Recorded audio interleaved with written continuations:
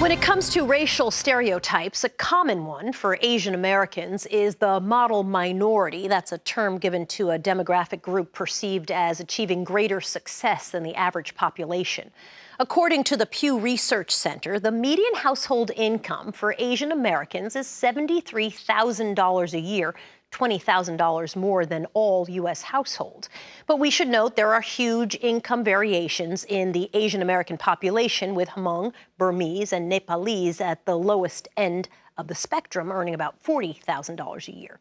Asian Americans are also the best educated racial group in the United States. More than half have at least a bachelor's degree, compared to 30% of all Americans.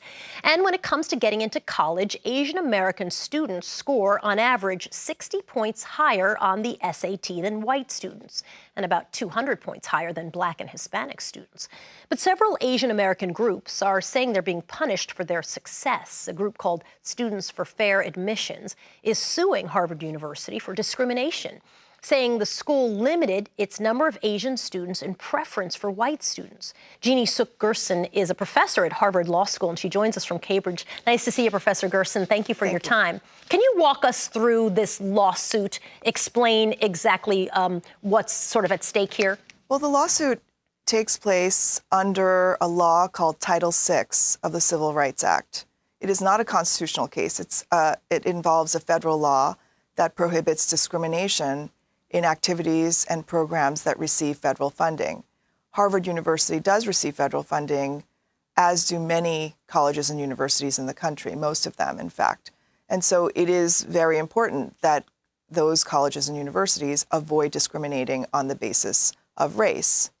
Now, the question that's been asked is, in fact, are Asians disadvantaged when it comes to getting into Harvard University? Is the simple answer to that question yes? Yes, they are. I think the answer is yes, they are, but I don't think that it's a very simple answer. I think that when you have a value of diversity, then you have to have some amount of taking into account of people's backgrounds.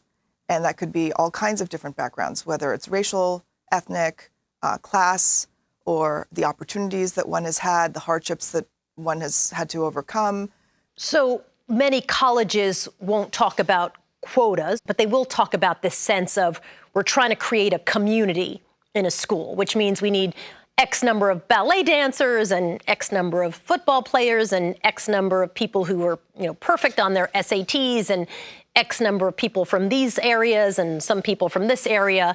And that allows them that variability to say SAT scores and test grades are not just what we look at. Is that going to be a challenging legal argument? Well, so the word quotas is a very vexed word. It is a word that is forbidden, a concept that is forbidden because of a Supreme Court case from the 1970s that forbade schools to take into account race in the sense of having a racial quota. However, the Supreme Court has said you can take into account race as one of many variables that you consider in admitting a candidate. And so as long as you think of it as one variable among many, it is permitted under law.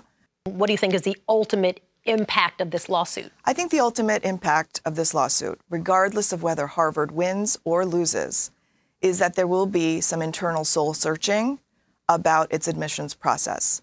I think that the lawsuit is useful for shifting that conversation from thinking that it's a zero-sum game among Black students or Latino students and then everybody else who gets ousted from the spot that they deserved. And so when you're doing affirmative action, I think it's very easy to put the blame on Black and Latino students for the lack of admission of certain individuals of different groups. But what I think will productively come out of this lawsuit is a conversation about how white students are benefiting at the expense of other minority groups. Professor Jeannie Suk Gerson at Harvard Law School, thank you so much for your time. Nice to have you. Thank you, Soledad.